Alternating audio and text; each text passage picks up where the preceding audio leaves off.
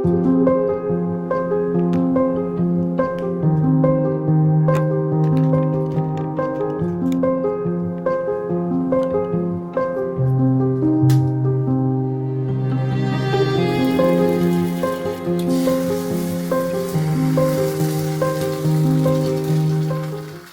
is up, the wonderful people of YouTube? Yes, it's been a while since my last YouTube video. It's been a busy time for myself, so of course this not being either my main career or even something that I'm really chasing as a career is something that I do for fun, trying to share the journey, hopefully inspire people, educate a little bit where I know stuff, and not try and educate where I don't. But the bulk is coming to an end. Yeah, so we've been in a surplus for around about 8 months, and we've been in this surplus, which has been good. It's been very productive, far more productive than any of my previous bulks, and I'm going to take you through what has made this one successful and where I've failed in previous ones to have productive periods. And the first one is completely changing what I'm eating because I'm in a bulk, and having the mindset of I can just eat whatever I want, as opposed to following the same plan. Like, this should be a really productive period. It shouldn't be, okay, I'm just gonna go eat out every other day. Don't get me wrong, you can eat out, but the majority of a diet will stay the same in terms of food, just be you manipulate the food volume, not the amount of calories that you eat through specific foods. And that's where the changes come, whether that be increases in the actual amount of food, for example, more sourdough, 3 eggs instead of 2 eggs, things like that, or replacing lower calorie options with higher. So, for example, instead of having 5% beef, you have 10% beef or 20% fat beef, and that way you're increasing the calories there as well. But yeah, everything is pretty similar. I ran out of baked beans, so I know that if you're a long time watcher of this channel, you know I'm a big advocate for baked beans, being the Englishman that I am. I don't see many other people have it. I've heard because of digestion issues and things like that, but yeah, so instead of that we have a little bit more sourdough and then strawberries. But that's the only real manipulations to food here. And again, that's something that you can do when in a surplus a little bit more easily than in a deficit. Is just like going off the cuff a little bit more. I do try and follow a meal plan pretty structured, but when you're in more of a bulking scenario, you have a bit more freedom with food, a little bit more opportunities to try different things. So, but in this scenario, it's bugger all, it's baked beans for strawberries and added a little bit more egg whites. But yeah, that's sort of that's the first tidbit, if you will. But I'm going to chow this down and I'll come back to you in a bit.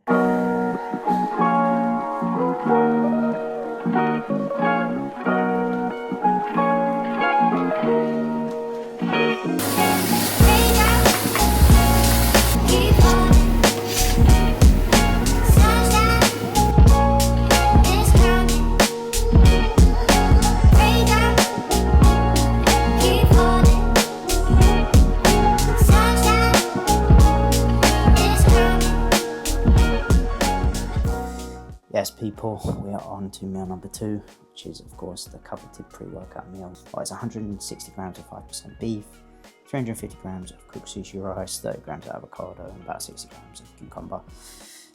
Pre-workout meal is the same. Like I said in the last meal, like not changing a lot of stuff and saying fuck it because you're in an off season, you can eat whatever you want. That's not the case. You can eat in a surplus and making sure that the surplus is controlled.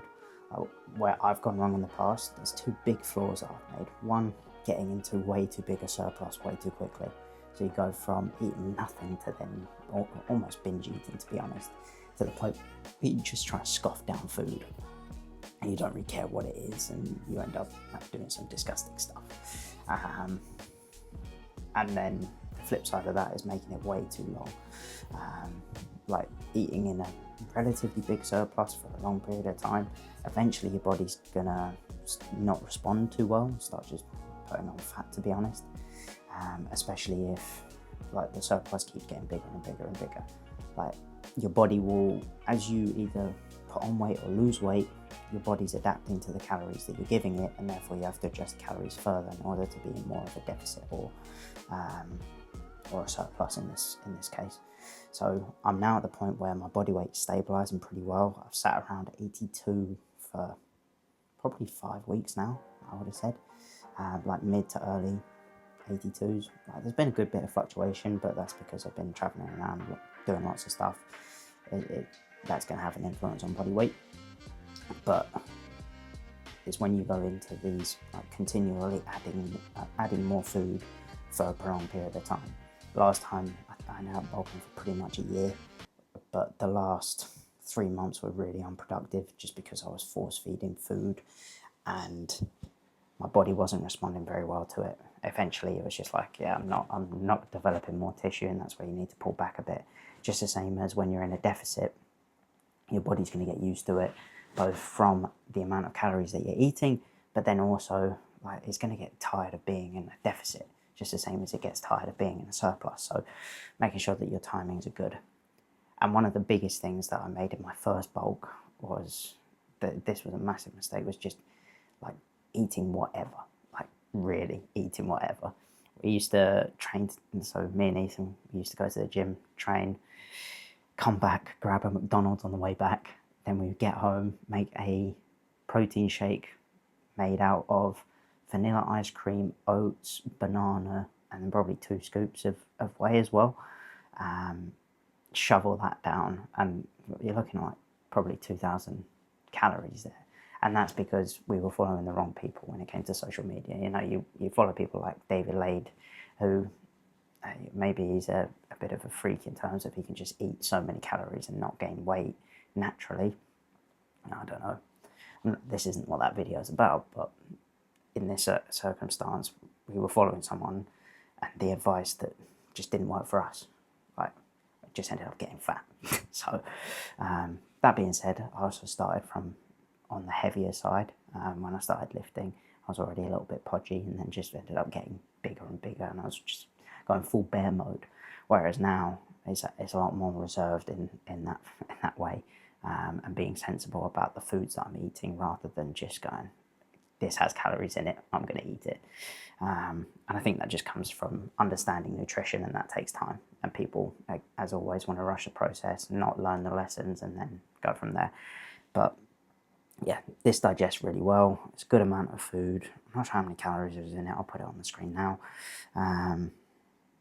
But there's a lot of carbs pre-workout, which is ideal, especially pre-legs now. But I really enjoy this meal. It goes down like a treat. And another thing is just making your routine as consistent as possible. So when I'm prep, I do my morning walks. I do my morning walks after I eat my first meal now, because I try and train a little bit earlier so that I can do more work at the back end of the day. But those minor adjustments in routine are fine. But I'm still averaging 12 to 14,000 steps a day, which because I walk to the gym and things like that. So yeah, there's a lot of good in maintaining consistent routines. So I'm very happy with how things are going on that side of things, and just feeling really positive, to be honest, about where we're at. Training's flying as well, but I'll get more into that when we're at the gym. So I'll chow this down and then catch you when I'm at the gym. It's leg day, baby. Let's go. So cringy, man. But fuck it. It's fucking leg day. Let's go.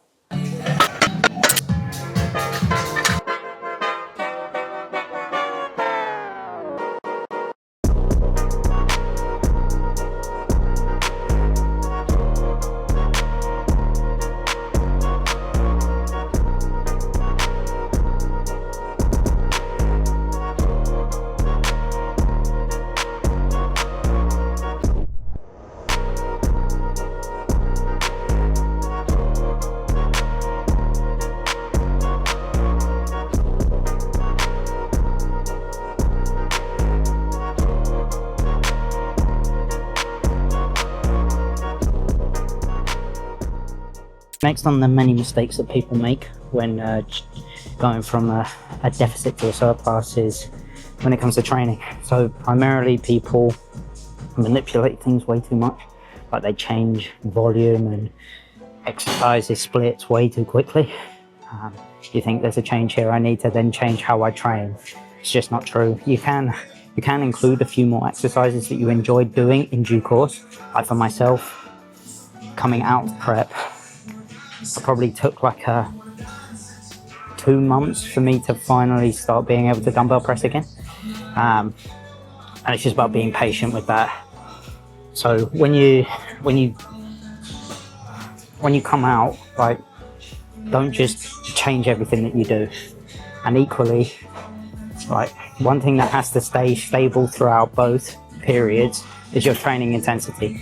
Because you also see that people go, well, I'm eating a lot of food, I probably don't have to train as hard. This is where you capitalize on the fact that you're eating more food. This is where you capitalize on the amount of gains that you can make. In a deficit, it's more about retention, especially in a bodybuilding prep context. But here now, it's all about growth. So it's very much performance focused and progression focused. Like, I don't really care about the scale weight. My main metric of success is training performance, because training performance will reflect the amount of new tissue I'm gaining, rather than a number on a scale which will just tell me how much I'm gaining, which is valuable, but anyone can just add weight to a scale, you know, you just get fat boy. Yeah. No one wants that. So make sure that you're prioritizing the right stuff.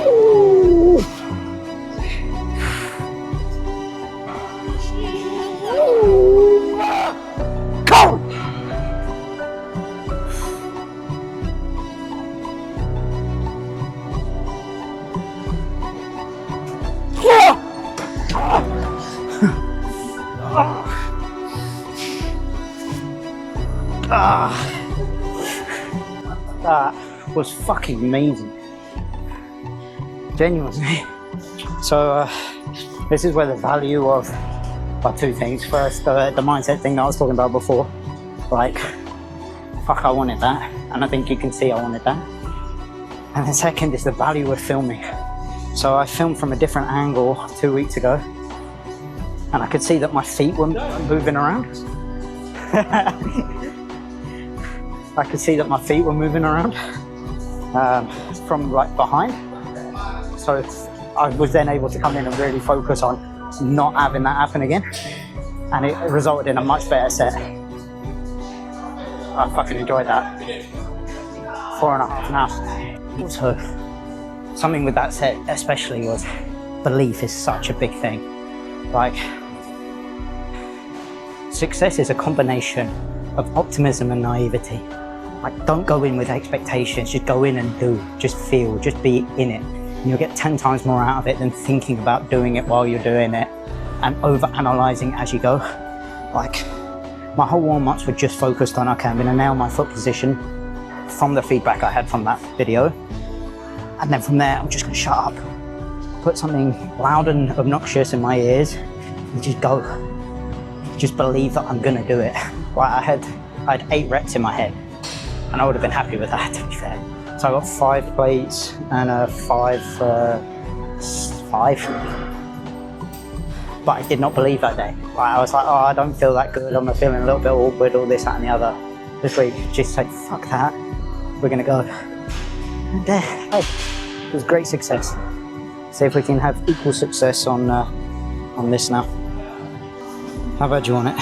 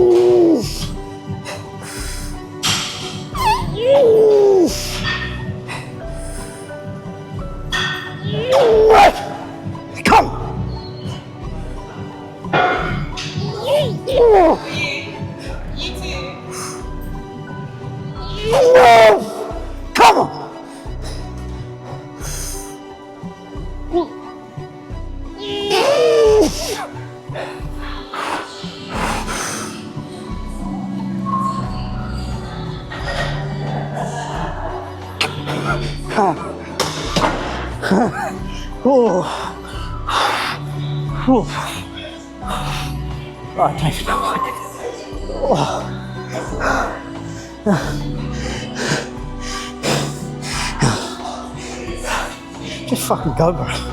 Shut the fuck up and go.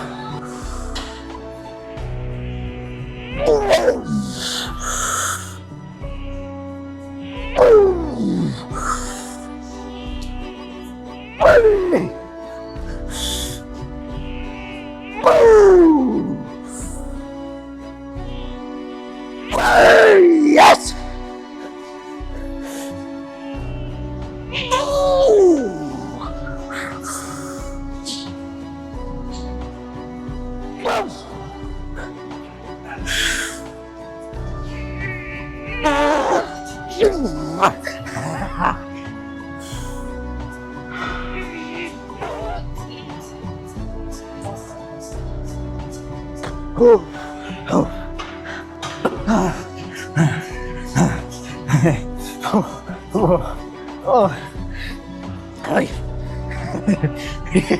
Oh my goodness. It's maximum effort, consistent. Doesn't have to be perfect. It's not easy, but it is so simple. Do what you're supposed to do, 100% effort. You can make mistakes, you learn from it. You come back next week and you fix it.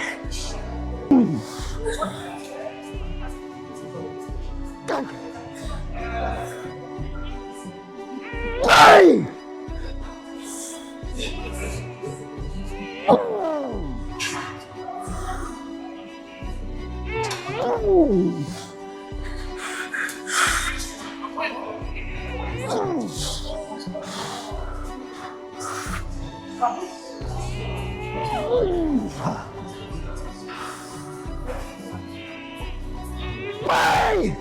Yes, come on!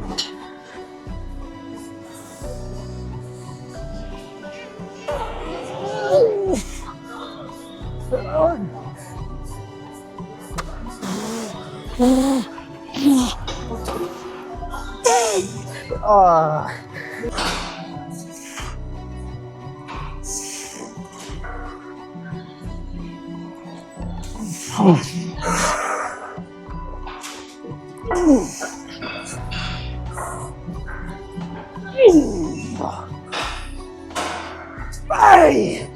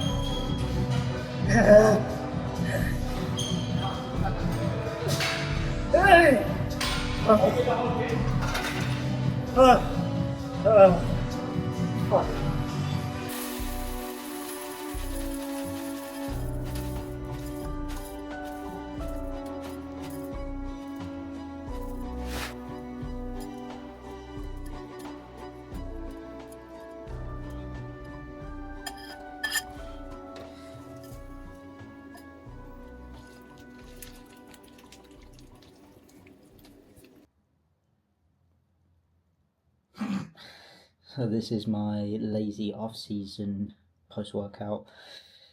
I wouldn't normally have the dates on top, but the dates that I bought are really hard, and I don't like hard dates, to be honest. But I enjoy dates, so the flavour is nice in here. But I normally just have it by itself because I like dates, but because they're hard, they're not that enjoyable, to be honest. Have the rest of the banana that was left over from breakfast, 100 grams of Rice Krispies, and then one of those white chocolate U-Fits.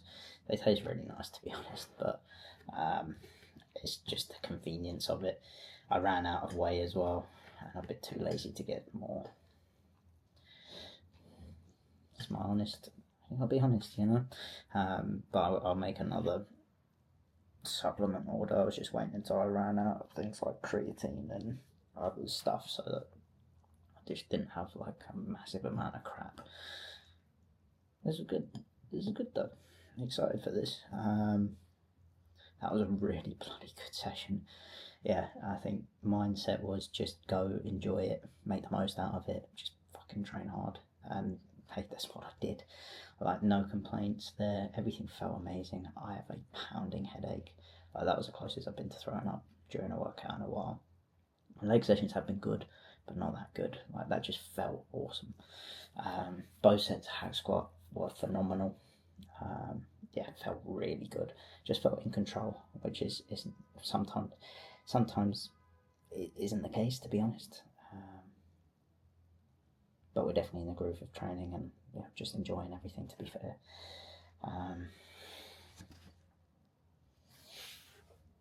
Not much else to say. Actually, here's another thing. It sort of relates to what I was saying earlier about routine. When it comes to bulking, one of the biggest mistakes I see people do is they'll not only be lazy with their nutrition, but they'll just be lazy in general. So they'll say, okay, I'm in the off season now, I'm supposed to relax or like not do as much. So they just end up sitting on the sofa, like doing fuck all, eating like shit, and then they train pretty hard, but not that hard. So they're not getting the same consistency that they had, and all of a sudden when you get into a diet, you're like, shit, I've got so much to do. Whereas if you just keep the routines very similar, and then just sort of add to them. So like, I still do my morning walk, it's just not as long as it was. I still have cardio, it's just once a week instead of multiple days a week. And I just have fun with it. Mate, cardio is actually fun in the off season because there's no pressure on it. You have a little bit more energy. It's actually enjoyable. Whereas when you're deep in prep and it says, hey, we're doing cardio today, you're kind of like, oh, for goodness sake. Anyway, I'm going to eat this now before it gets all sloppy and crap. So, I'll see you in a bit.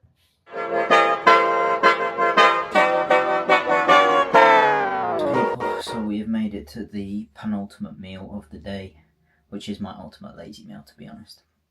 It's literally a can of tuna, equated to 130 grams of tuna, which is something like 32 grams of protein, I think. 150 grams of cooked sushi rice, 100 grams of lettuce, 60 grams of cucumber, and 50 grams of frozen sweet corn. Just bumped in a bowl, not heated up, nothing. With a little bit of avocado, a little bit of reduced fat mayo, because it makes the tuna more bearable. Mate, I've got some horror stories of eating tuna at uni. Like, just straight out the can, nothing to it. And it's like, that is rough. So, yeah, I can appreciate this a little bit more now. There's some condiment and then avocado as well. It's a big old bowl, to be fair. So I'll eat this, and then my final meal will be Meals on Wheels. So, yeah, this will be sort of the closing out of the video. And my final piece of advice is pretty simple. It's something that I didn't really have to deal with until prep, or post-prep specifically, was like I always cared about how I looked in terms of I didn't want to be fat. And I always struggled with like putting weight back on after being in a deficit, not like because I couldn't eat, but having been that person, as I alluded to earlier, being that person who was tubby coming into the gym. I always find that more difficult mentally and then physically, obviously. cutting is more difficult because you're physically hungry, you're doing more activity, all of that stuff. So yeah, that balance there is quite a challenge, at least I've found for myself. And being willing to just accept that, hey, this is part of the process as well. Like, to get better, to build more muscle, I have to be in a deficit, in a surplus. I have to want to get bigger. I have to be willing to not be in this great condition. And like I said, it's not something that I really thought about previous or had to deal with it at such intensity, because I'd obviously never got to those levels of leanness before, especially over what ended up being like a 9-month prep. So yeah, definitely, yeah, that's not ideal. But I'm a big advocate for being in a surplus longer than you are in a deficit within a year. So that kind of goes counter to what I just said. But prep was a pretty unique circumstance, and the opportunities that I had, I didn't want to miss out on. But being willing to become uncomfortable in that sense, like, you can be willing to be uncomfortable physically, but are you willing to do it mentally?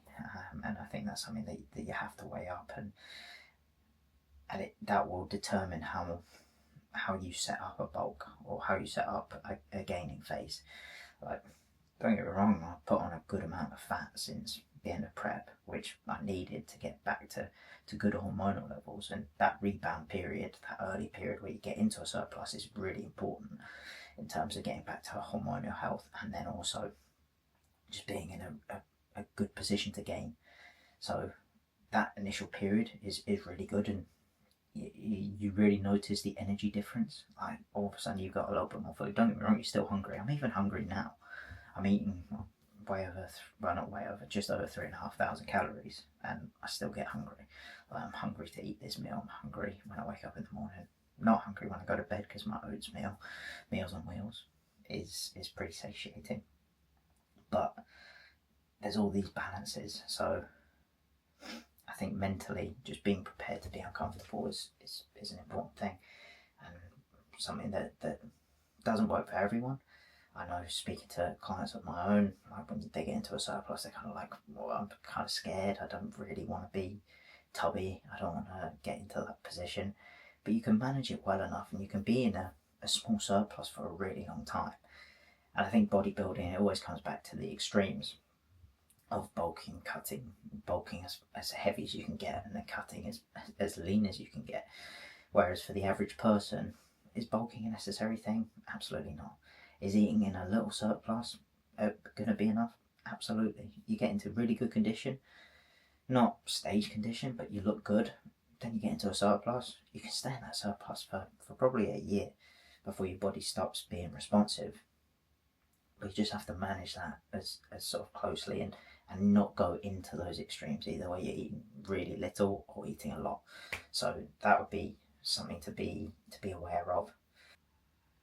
But anyway, I'm at the point now where I'm really struggling mentally. I'm so tired. I don't know why that session in particular was so just destructive for the rest of the day in terms of focus and energy. Like, I'm just exhausted.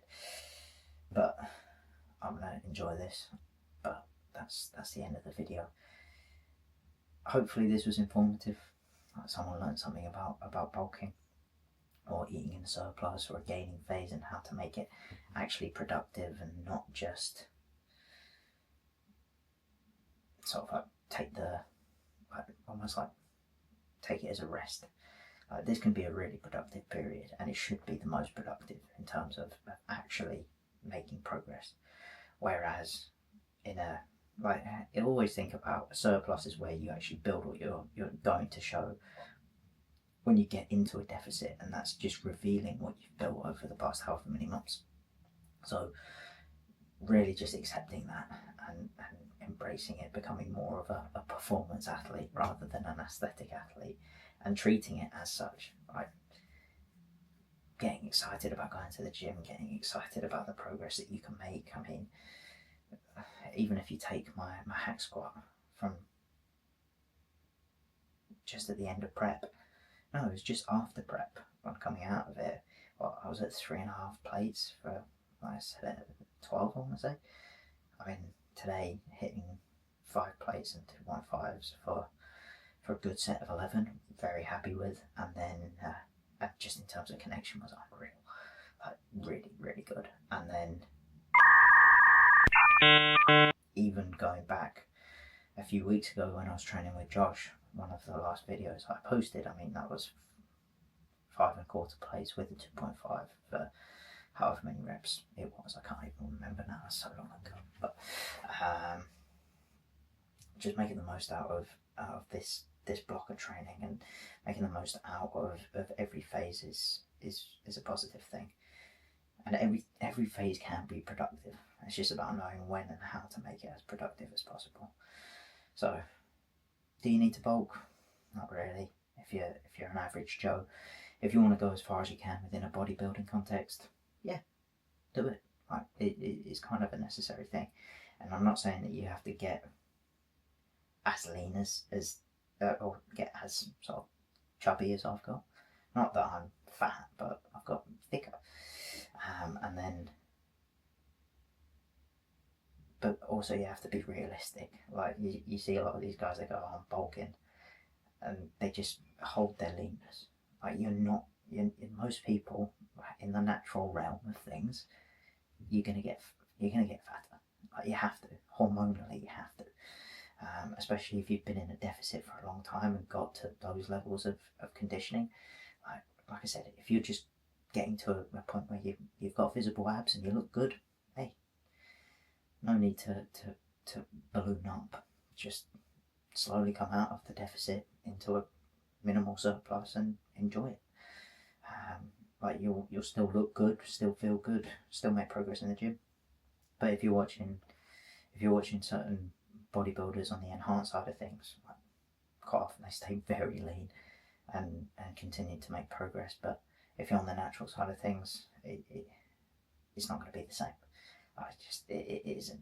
You can stay still in good condition, but if you want to make the most amount of progress possible, you probably have to push the body fat a little bit more than those guys who are pushing the gear, you know.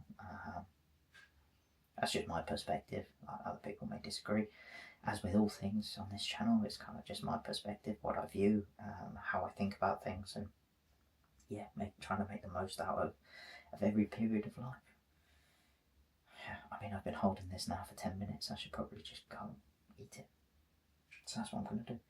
As always, thank you very much for watching. I hope you had a great time watching whatever you were doing. I hope it was productive. If it was work, it probably wasn't productive, but cardio, pre-gym motivation, who knows what. But yeah, don't take bulks too extreme. Take your time with it. Don't just get lazy. Don't use it as an excuse to get lazy. And don't just follow blindly what other people have done. And you'll be good, man. Just take it slow, learn from the mistakes, and then yeah, you'll see good progress. Adios.